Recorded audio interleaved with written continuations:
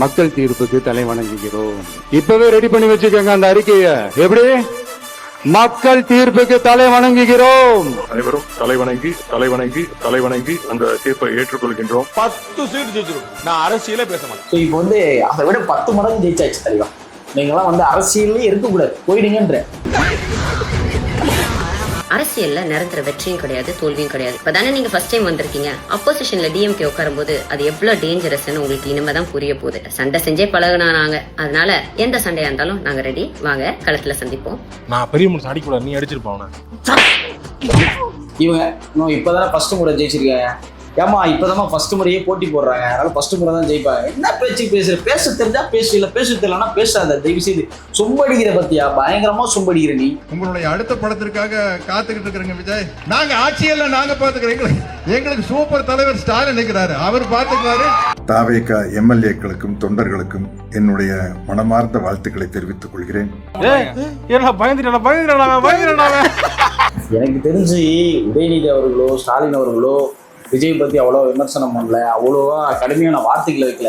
இவங்கெல்லாம் பேசுறாங்கயா. தாவேகா தமிழ்நாட்டுல ஆட்சி அமைச்சிச்சுன்னா சத்தியமா சொல்றேன், என் அக்கௌண்டே டீஆக்டிவேட் பண்ணிட்டு டெலிட் பண்ணிட்டு போயிடுறேன். சோஷியல் மீடியால ஒரு பிளாட்ஃபார்ம்ல கூட நான் தமிழ்நாட்டுல டிவிக்கு ஆட்சி அமைச்சது அப்படின்னா அக்கௌண்ட் டீஆக்டிவேட் பண்ணிட்டு போயிடுவீங்க அப்படின்னு லவுட் ஸ்பீக்கர் நீங்க சொல்லிருக்கீங்க.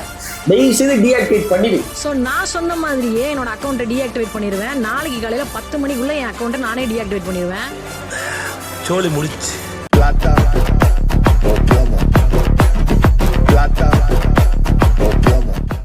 வைபெஞ்சர்ஸ் நேயர்களுக்கு வணக்கம்.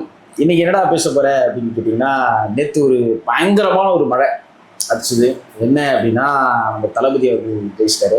நிறைய பேர் அதுக்கு முன்னாடி என்னென்னலாம் பேசுனீங்க, இந்த கூட்டம் வந்து ஓட்டா மாறுமா, இந்த காட்சிலாம் வந்து இதாகுமா, அப்படி இப்படின்னு என்னென்னமோ பேசுனீங்க. அதுவும் கட்சி ஆரம்பிச்ச 3வது வருஷம் ஆட்சிலேயே உட்காந்துட்டாரு. நீங்க பேசினவங்க பேசிக்கிட்டே தான் இருக்கீங்க. அதுவும் சில பேர்லாம் சொன்னாங்க தற்கொலை கூட்டம். ஆனால் தற்கொலை கூட்டங்கள்லாம் சேர்ந்து தானே விஷயங்கள் பண்ணுது. ஏன் இப்படி பேசுறீங்க? தற்கொலைன்னு இவ்வளோ பேச்சு பேசி கடைசியில் பார்த்தீங்கன்னா நாங்கள் தான் ஆட்சியை அமைக்க போகிறோம். ஸோ இவ்வளோ பேசினவங்க என்ன பண்ணுறாங்க அப்படின்னு தெரியல. அதுலேயே வந்து ரங்கராஜ் பாண்டே அவர்கள் சொல்கிறாரு, அவர் சில விஷயங்களை வார்த்தைகளை யோசிச்சு பேசியிருக்கலாம், யோசிக்காம பேசிட்டு இப்போ ஒரு வார்த்தைகளை தடுமாறி பேசுறாரு. அப்படியே பல்ட்டி அடிக்கிறாங்க எல்லாருமே. சத்யராஜ் அவர்களும் அதை தான் பண்றாரு. ரங்கராஜ் பாண்டே என்ன சொல்லியிருக்காரு அப்படின்னா, 10 சீட்டு ஜெயிச்சு காமிங்க, இல்லை 1 சீட்டு ஜெயிச்சு காமிங்க, நான் வந்து அரசியலே இனிமே பேச மாட்டேன் அப்படின்னு சொல்லி ஒரு பிரபல தொலைக்காட்சியில் வந்து சொல்லியிருக்காரு. 10 சீட் ஜெயிச்சிரும். நான் அரசியலே பேச மாட்டேன். தாவேகா தனித்து கூட்டணி வச்சு பேசுறதுக்கு முன்னாடி யோசிச்சிருக்கணும் இல்லையா? இப்போ பாத்தீங்களா, உங்களால பேசாம இருக்க முடியுமா? பேசாம உங்க பொழப்பாது ஓடுமா? தேவையில்லாத சில வார்த்தைகளை நம்ம யோசிச்சு பேசணும். எது எப்போ எப்படி நடக்குன்னு சொல்ல முடியாது. நம்ம எம்ஜிஆர் அவர்கள் பண்ணதுக்கப்புறம் நம்மளோட தளபதி அவர்கள் தான் இந்த விஷயத்த பண்ணியிருக்காரு.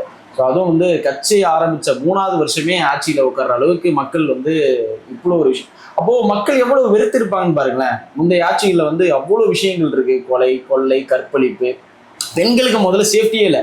அதே மாதிரி ஏடிஎம்கேலும் சரி டிஎம்கேலும் சரி என்ன சொல்கிறாங்க அப்படின்னா, இலவசம் அப்படின்றத இலவசம் கூட சொல்லலாம், ஓசியில் போங்க. இல்லை எனக்கு புரியல, நீ சம்பாரிச்ச காசையை கொடுக்குற, ஓசியில் போனா. இதெல்லாம் அப்போ பேசியிருக்கலாம். அப்போ பேசியிருந்தா இவங்க என்னென்னமோ பண்ணியிருப்பாங்க. ஸோ அதான் இப்போ பேச வேண்டிய டைமில் நாங்கள் ஜெயிச்சிட்டோம் இல்லையா, இந்த டைமில் தான் நம்ம பேசணும். இருந்தாலும் ஏன் அப்படி பேசுகிறோன்னா, நம்ம குடும்பத்தில் ஒரு ஆள் ஜெயிச்ச மாதிரி தான் இருக்குது. நமக்குமே ஆட்சி மாற்றம் தேவைப்படுது. ஸோ ஒரு வாட்டி கொடுத்து பார்ப்போமே. கொடுக்கறதுக்கு முன்னாடி நிறைய விஷயங்கள் பேசுகிறாங்க. இந்த சின்ன பிள்ளைங்களாம் அந்த இன்ஸ்டாகிராமில் ஏதோ லூஸ்தனமான சில வார்த்தைகளை விடுறாங்க. ஜெயிக்கவே மாட்டார் இப்படி இருந்து. என்னம்மா நீலாம் எங்கம்மா போனேன்? அந்த அம்மா பேர் கூட ஞாபகம் வர மாட்டேது. ஏதோ காய்ச்சி முச்சுன்னு கத்தும். இது பாலியல் வன்கொடுமை இந்த இதெல்லாம் நடந்ததுன்னா அப்பெல்லாம் பேச மாட்டாங்க. டிவிகேயோடைய மீட்டிங்கில் ஏதாவது ஒரு விஷயம் நடந்துச்சு அப்படின்னா என்னென்னமோ பேசுவாங்கய்யா. அதுலேயும் சில பேர் ஒருத்தர் இருக்காரு, ஒரு இறந்து போயிட்டாங்க அப்படின்னு சொல்லும்போது என்ன சொல்லியிருக்கணும், ஐயோ அப்படின்னு சொல்லி ஃபீல் பண்ணுவாங்க. இவர் என்ன சொல்லி செஞ்சுரி அடிச்சிட்டாரு, 1/2 செஞ்சுரி அடிச்சிட்டாரு. என்ன வார்த்தையை பேசுறீங்க? அரசியலுக்காக ஒரு உயிர் போச்சு அப்படின்னா அது செஞ்சுரி அடிச்சிட்டாங்க அப்படின்னு சொல்லி உங்கள் அரசியலுக்காக நீங்கள் வந்து இப்படிலாம் மாற்றி பேசுவீங்க. இன்னைக்கு என்ன எங்கே போவீங்க? எனக்கு புரியல. இன்னைக்கு இந்த விஷயங்கள்லாம் அது ஏதோ ஒரு விபத்து எப்படி ஒரு விஷயம் நடந்திருக்கு அப்படின்னா அது நீங்கள் என்ன பண்ணலாம் அப்படின்னு சொல்லி ஒரு மனுஷனுக்கு ஆறுதல் தான் கொடுத்துருக்கணும். நீங்கள் அந்த இடத்துல அரசியலுக்கு யூஸ் பண்ணியிருந்தீங்க பார்த்தீங்களா? ஸோ அங்கேயே தெரிஞ்சிச்சு நீங்களாம் தோற்றுவீங்க அப்படின்னு சொல்லிட்டு இப்படி ஒரு விஷயங்கள் நடந்துட்டு இருக்கும்போது ஜூலி அவர்கள், ஸோ அவங்க மேடமை பற்றி தான் எங்கேயும் எனக்கு புரியவே இல்லை. மேடம் எங்கேருந்து வந்தாங்க, என்ன பண்ணுறாங்க அப்படின்றது தெரியாமல் திடீர்னு எதாவது சொல்லுவாங்க. நேற்று பெஞ்ச மழையில் முளைச்ச காலம் மாதிரி நம்ம ஜூலி மேடம் ஒன்று பேசியிருக்காங்க. என்ன அப்படின்னா, என்னெல்லாம் சொல்ல வேணாம் பாருங்களேன். வெற்றியை பார்த்துருக்கேன், மகிழ்ச்சி, வாழ்த்துக்கள். அண்ட் ஒரு விஷயம் உங்களுக்கு புரியல, அரசியல்ல நிரந்தர வெற்றியும் கிடையாது, தோல்வியும் கிடையாது. இப்பதானே நீங்க ஃபர்ஸ்ட் டைம் வந்திருக்கீங்க. அப்போசிஷன்ல டிஎம்கே உட்காரும் போது அது எவ்வளவு டேஞ்சரஸ்ன்னு உங்களுக்கு இனிமேதான் புரிய போகுது. அண்ட் சண்டை செஞ்சே பழகுனா நாங்க, அதனால எந்த சண்டையா இருந்தாலும் நாங்க ரெடி. வாங்க களத்துல சந்திப்போம். இனிமேதான் ஆட்டம் இன்னும் சூப்பரா சூடு பிடிக்க போகுது. இப்போ வந்து ஜோலி மேடம் பேசுறத வந்து பார்த்துருப்பீங்க, மிக சிறப்பாக பேசியிருக்காங்க. மேடம் வந்து என்னமோ 10 முறை ஜெயிச்சுட்டு சட்டமன்றத்தில் போய் உட்காந்து பேசுன மாதிரி பேசுகிறாங்க. இவங்க இன்னும் இப்போ தானே ஃபஸ்ட்டு முறை ஜெயிச்சிருக்காங்க. ஏமா இப்போ தான் ஃபஸ்ட்டு முறையே போட்டி போடுறாங்க, அதனால் ஃபஸ்ட்டு முறை தான் ஜெயிப்பாங்க. என்ன பேச்சு பேசுகிற? பேச தெரிஞ்சா பேசு, இல்லை பேச தெரியலன்னா பேசாத. தயவு செய்து சொம்படிக்கிற பற்றியா பயங்கரமாக சொம்படிக்கிற நீ வேணா உன்னை யாரு காணவில்லை போஸ்டர்லாம் போட்டு தேடினா எவனோ 1-2 மீம்ஸ் போட்டிருப்பான். ஸோ அவனுக்கு போய் ரிப்ளை பண்ணிருக்கோமோ. விஜய் அவர்களே வந்து உங்களுக்கு வந்து ரிப்ளை பண்ண மாதிரி இல்லை பேசிக்கிட்டு இருக்க. உன்னை கண்டுக்கவே இல்லை உன்னை ஃபஸ்ட்டு யாருமே. ஒரு சில பேர் ஏதோ கண்டென்ட் இல்லையேன்னு சொல்லி உன்னை பேசிக்கிட்டு இருக்காங்க. ஸோ அதுவும் இல்லாமல் மேடம் ஒன்று பேசுகிறாங்க, என்ன அப்படின்னா சண்டை போட்டே பழகிட்டாங்களாம். இவங்க எனக்கு புரியல, சண்டை போட்டு என்ன பழகிட்டு நீ வன்முறையை தூண்டிட்டு இருக்கியா? சண்டை போட்டே பழகிட்டோம் அப்படின்னா என்ன வார்த்தை அதுன்னு எனக்கு புரியல. இன்னமும் நீ வளரவே இல்லை ஃபர்ஸ்ட். நீ நடிச்ச படம்லாம் பிக் பாஸ்க்கு அப்புறம் நீ என்ன பண்ணிக்கிட்டு இருக்கீங்க ஒன்றுமே புரியல. 2-3 ஏதோ ஒரு படம் பண்ணி அந்த படம் நல்லா இருந்துச்சா? தலைவா உங்களுக்கு ஏதாவது தெரியுமா அவங்க நடிச்ச படம் ஏதாவது? தெரியாதா? பார்த்தீங்களா? யாருக்குமே தெரியல. எங்கள் கேமரா பண்ணி தெரியல. அவர்கள் டெய்லியும் வாரத்தில் எந்த படம் ரிலீஸ் ஆனாலும் போய் பார்த்துட்டு இருப்பாரு. அவராலேயே இந்த படத்தை பார்க்க முடியல. கிளிப்பு கூட வரல யூடியூப்ல. ஓகேவா? ஏதோ இப்போ நீ 2-3 ஏதோ பேசுறதுனால ட்ரோல் பண்ணிட்டு இருக்காங்க 2-3 வீடியோஸ் அப்படிலாம். தயவு செய்து நடிக்க கற்றுக்கிங்க, ஆங்கரிங் என்னங்கிறது பேச கற்றுக்கிங்க, நாகரிகம்னா என்னன்னு தெரிஞ்சுக்கிங்க.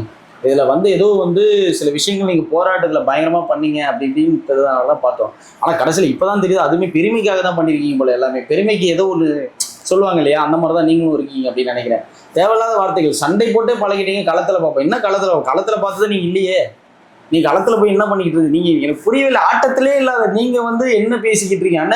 அண்ணா நாங்கள் நேற்று இல்லை, நீங்கள் நாளைக்கு வரீங்க, நாங்கள் இன்னைக்கு என்னமா பேசுறீங்க? ஏதோ வாய் இருக்கு, நம்ம பேசி ட்ரெண்ட் ஆகிடுவோம், இந்த நேரத்தில் ட்ரெண்ட் ஆனால் தான் பயங்கரமாக இருக்கும் அப்படின்னு சொல்லி பேச்சை வந்து நிறைய போடுறீங்க. ஸோ அதை மாதிரி இவங்களை தொடர்ந்து ஒருத்தவரை பற்றி பேசணும். அவருக்கு நான் ஒரு ரசிகன்னு சொல்ல முடியாது, ஆனால் அவருடைய நடிப்புக்கு நாம் ரசிக்கணும். அவர் யார் அப்படின்னா நம்ம சத்யராஜ் சார் அவர்கள் தான். என்னென்ன பேசுறாரு பாருங்களேன். ஒரே கிளிப் மட்டும் நம்ம பார்த்துருவோம் சின்னதா. உங்களுடைய அடுத்த படத்திற்காக காத்துக்கிட்டு இருக்கிறேங்க விஜய். அடிச்சு தோல் பண்ணிடுவோம், ஓகேங்களா? நாங்க ஆட்சியல்ல நாங்க பாத்துக்கிறோம். எங்களுக்கு சூப்பர் தலைவர் ஸ்டாலின் நிற்கிறாரு, அவர் பாத்துக்குவாரு. டெல்லி எடுத்து கெட்ட அனுப்பாரு. அப்படி சுண்டுதான் கவர்னரா இருந்தாலும் சரி, பிரைம் மினிஸ்டரா இருந்தாலும் சரி, அதுதான் ஸ்டாலின். அதனால நாங்க இதை பாத்துக்கிறோம். நல்ல படம் கொடுங்க, எனக்கு ரொம்ப பிடிங்க. அபி அல்லுமா எவ்வளவு சூப்பர் பாட்டுங்க, அதையெல்லாம் நாங்க மிஸ் பண்ண முடியாதுங்க, ப்ளீஸ். சார் இப்போ நீங்கள் சொன்னீங்க உங்களோட அடுத்த படத்துக்கு வெயிட் பண்ணுறேன் அப்படின்னு சொல்லி. நாங்கள் இந்த வீடியோ பார்க்கும்போது என்ன தெரியுமா வெயிட் பண்ணிட்டு இருந்தோம்? நீங்கள் அடுத்த வீடியோ எப்போ போடுவீங்க? May 4 ஆகட்டும் அப்படின்னு சொல்லி வெயிட் பண்ணிட்டு இருந்தோம். அதே மாதிரி நீங்கள் ஒரு வீடியோ போட்டீங்க. என்னன்னா உங்களுடைய பையன்கிட்ட போய் கேளுங்க. அண்ணன் பயங்கரமான ஆதரவாளர். ஸோ அவருக்கு தெரியும் நம்ம தளபதி அவர்கள் என்னென்னலாம் பண்ணியிருக்காரு, எப்படிலாம் பண்ணியிருக்காரு அப்படின்ட்டு. ஆச்சு 5 வருஷம் தலைவர் பார்த்துப்பாரு சொன்னீங்க இல்லைங்களா? பார்த்துட்டாரு.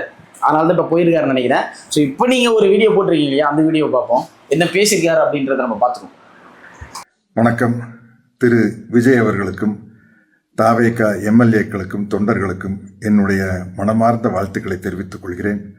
தங்களுடைய கொள்கை தலைவர்கள் தந்தை பெரியார், அண்ணல் அம்பேத்கர் என்று திரு விஜய் அவர்கள் கூறியிருந்தார்கள். அவர்கள் வழிநின்று ஒரு சிறப்பான சமூக நீதி ஆட்சியை தர வேண்டும் என்று கேட்டுக்கொள்கிறேன். ஸோ பார்த்துருப்பீங்க. ஐயோ தம்பி அடுத்து உங்கள் படத்துக்கு தான் வெயிட் பண்ணுறேன். என்னமோ வாய்ஸு இப்போ எங்கேங்க போயிடுச்சு உங்கள் வாய்ஸ்லாம்? அப்படியே டவுன் ஆகி புரியலையே. எனக்கு தெரிஞ்சு உதயநிதி அவர்களோ ஸ்டாலின் அவர்களோ விஜய் பற்றி அவ்வளோ விமர்சனம் பண்ணல, அவ்வளோவா கடுமையான வார்த்தைகளை வைக்கல. இவங்கெல்லாம் பேசுகிறாங்கய்யா. சரி, வராது ஏதோ ஒன்று பண்ணியிருக்காரு, ஏதோ ஒன்று பேசுகிறாரு அப்படின்னா ஓகே. அதுலேயும் ஒன்று இருக்குது பாருங்க, பெரியார் சித்தாந்தத்தை கொண்டவங்க அப்படி இப்படின்வாங்க. ஆனால் கோவிலுக்குலாம் போவாங்க, நிறைய விஷயங்கள் பேசுவாங்க. அவரை பற்றி தெரியவே தெரியாதுன்னு நினைக்கிறேன். படிக்கவே படிக்காமல் தற்கொலை மாதிரி சுற்றிக்கிட்டு அது ஏதோ ஒன்று பேசுது, அதையும் கேட்டுருவோம்.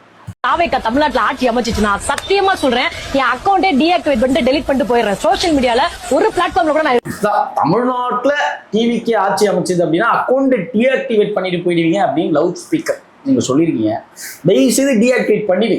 நீங்களாம் எதுக்கு இருக்கணும் தெரியல, என்னத்துக்கு இருக்கணும் தெரியல. நீங்களாம் ஏதாவது பேசணும்ட்டு பேசுவீங்களா? எனக்கு புரியல. மேடம் ஜூலி அவர்களும் நீங்களும் அதுக்கப்புறம் வந்து வைஷ்ணவி அவர்களும் என்ன இப்போ அவங்களாம் காணவே காணும். வீடியோவும் போடல, ஒன்றும் இல்லை, இங்கேயே இருக்கீங்க. அப்படி போய் பின்னாடி ஒன்று பேசுறீங்க. நீ எம்மா லவுட் ஸ்பீக்கர் தயவுசெய்து டெலிட் பண்ணுமா, வீடியோவை பார்க்க பண்ணுமா, சும்மாவே நீ தயவுசெய்து டெலிட் பண்ணிங்க. ஐயோ நீங்களாம் இன்ஸ்டாவில் இருக்கிறதே வேஸ்ட்டு. தயவுசெய்து 4 நல்ல விஷயத்த பேசு. 4 பேர் நல்லா இருப்பாங்க, நல்லா நீங்க ஓகே சக்சஸ் கொடுங்க வாங்க அப்படி இப்படின்னு எதாவது பேசு. ஐயோ வரக்கூடாது, வந்துட்டோம்னா இதை கிழிச்சிடும் அதை. நீ என்ன சாதிச்சிட்ட? நீங்களாம் என்ன பேசுறீங்க? நாங்களாம் ஏதாவது பேசுறோமா பாருங்க. நீங்களாம் வந்து அக்கௌண்ட்டை டெலீட் பண்ணிடுது. எதுக்கு இந்த மாதிரி வீடியோலாம் போட்டு தேவையில்லாத சில பேர்கிட்ட இந்த மாதிரி பேச்செல்லாம் வாங்கிட்டு என்ன நடக்குதுன்னு தெரியாம வந்து ஏதோ சும்மா பேசுவோம்னு ட்ரெண்டிங்ல வந்துட்டு இவனெல்லாம் ஃபாலோ பண்ணி வச்சுக்கிறானுங்க. நீயும் வீடியோ பேசி காசை வாங்கிட்டு கம்முன்னு சுத்திட்டு இருக்க. ரங்கராஜ் பாண்டே சார், நீங்க வந்து 10 சீட்டு ஜெயிச்சாலே நான் வந்து அரசியல் பேச மாட்டேன் போயிடுறேன் அப்படின்னு சொல்லிட்டு பயங்கரமா அதுல அந்த பேச்சுல வந்து ஒரு கர்வம்லாம் தெரிஞ்சிச்சு பார்த்தீங்களா? ஸோ இப்போ வந்து அதை விட 10 மடங்கு ஜெயிச்சாச்சு தலைவா. நீங்களாம் வந்து அரசியல்லே இருக்கக்கூடாது, நீங்களாம் மீடியாலே வரக்கூடாது, போயிடுங்கன்ற. அதுலேயும் madam, loud speaker madam, Julie madam, அதுக்கப்புறம் வைஷ்ணவி மேடம், இவங்கெல்லாம் வந்து கொஞ்சம் தயவு செய்து போயிடுங்க. பெண் வேட்பாளர்கள் எத்தனை பேர் ஜெயிச்சிருக்காங்கன்னு சொல்லி பாருங்க. டிவிக்கில் பெண்களுக்கு வந்து பாதுகாப்பு இல்லை, அது இல்லை, இது இல்லைன்னு சொன்னீங்க.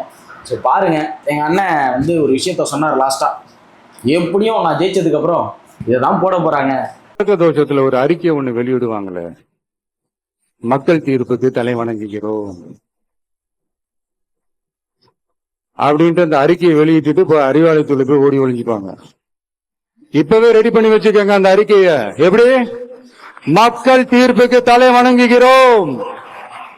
அந்த தீர்ப்பை நாங்கள் தான் அனைவரும் தலைவணங்கி அந்த தீர்ப்பை ஏற்றுக்கொள்கின்றோம்.